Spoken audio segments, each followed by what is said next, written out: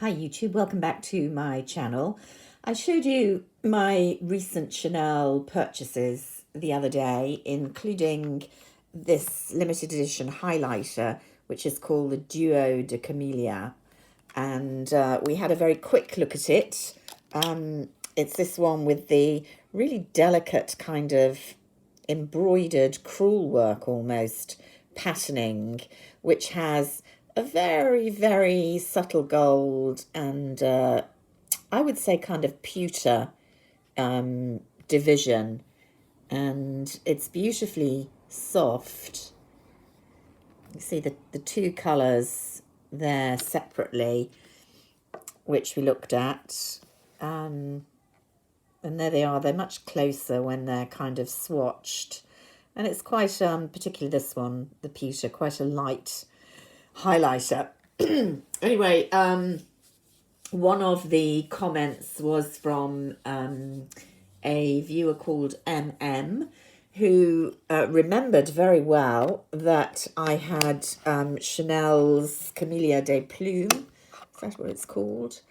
Yeah, Camelia de Plume, from a few years ago, which is a very light silvery highlighter, and she wondered how that compared. You can see, although I have used it, because I hate not using these things, however beautiful they are, I haven't used it a whole lot. That's not because it isn't a nice highlighter. I really do love the pattern on this, and I don't really want to wear it down. But it is also a very in-your-face silver highlighter, which I quite like, but not always as wearable. So there is that one. It's showing up slightly lighter in the viewfinder. I'm in natural light with some backlight, even though it's 2 o'clock, it's December, so it's not very bright. Let's do a swatch of the new one. They feel very, very similar in texture, and you can see next to each other, very, very similar. I would say that the pewter ribbon, which is the one I've swatched there rather than the goldy one, I hope you can see is a whiter light than the Camelia de Plume, if you had that from a few years ago.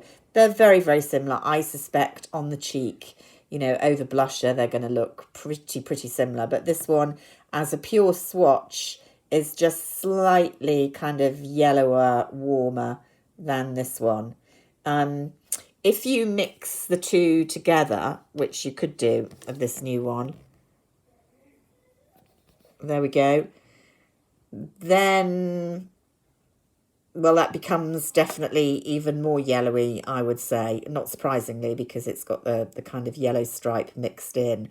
So that's Camelia de Plume, which is definitely whiter than this new one, if that answers your question. I thought I'd also show you the Dior highlighter that I think I mentioned in the original video when I was looking at this. It's absolutely one of my favourite products of, I think, this year. I don't think I had it last year, so I think it probably will appear in the favourites for 2019. It's the Dior. They brought out 6 of these Dior Skin Nude Luminizers. I don't love the packaging as much as I love the old one. Here's the old one, which was kind of metal all the way around. And they've now got these slightly tacky plastic backs. I think there's less product as well. But I do love the colour range. And this is my favourite. I bought 2. And this is what I call the kind of holographic one. It's looking more yellowy in the viewfinder than it is in real life. It's got a definite pinky bluey tone, and I have worn this a ton. You can see I've worn the pattern off. Now I hope you can see, you can definitely see there on my finger the real holographic blue lilac tone to this luminizer. So there you can see, even compared with the Camelia de Plume, which was the kind of most white silver one I had, this is pulling even brighter, lighter, with this slightly kind of lilac pink blue, but shifting colour. It's not going to be for everybody, but I think it's really, really pretty as a highlighter, and I've worn it a whole lot this year. There are other shades in this range. They're all really nice. I've got the rose gold one as well, which I've worn a lot. I do think the Dior and Guerlain highlighters are my favourite. Guerlain, I think, really kind of specialises in the strong kind of golds and rose golds in particular. My all-time favourite highlighter is a Guerlain one from years and years ago, one of the early kind of Baked Gelée highlighters. In fact, as a kind of side note here, if any of you watch Tara Babes, I love her videos. We couldn't be more dissimilar in our kind of makeup application taste, but I think she's just a fantastic YouTuber. She has the most amazing collection of makeup, and I love her attitude and her love of makeup.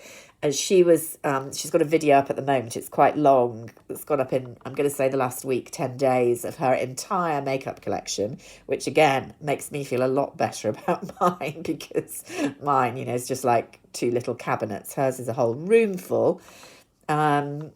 But interestingly, she showed as one of her favourites the Guerlain Cruel Gardenia highlight, and she said it was the first Baked Gelée highlighter. So I hadn't realised that, but I mean, it's still my favourite. So there's kind of side note if you want to go and check out that video of hers. The other ones that I was going to mention, well, this is a Dior one that I was showing you the old packaging. You can see straight away that this particular one is much kind of rosier, gold coloured. So that's not in the running for comparison with these kind of whiter, silverier highlighters.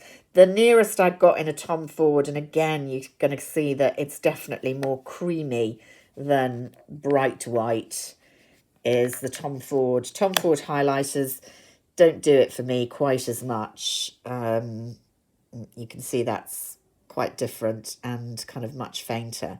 So I hope that helps, if you have Camelia de Plume. I think the formula, the texture of these two, very, very similar. This is going to pull just slightly warmer, creamier than the kind of pure silver white of this one.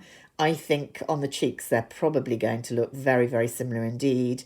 If you're looking for a really pale, white, bright, I think you can still get the Dia Nude Skin, and it's the holographic one that you want. So there we go, a quick run of some very bright, light highlighters. Until next time, bye for now.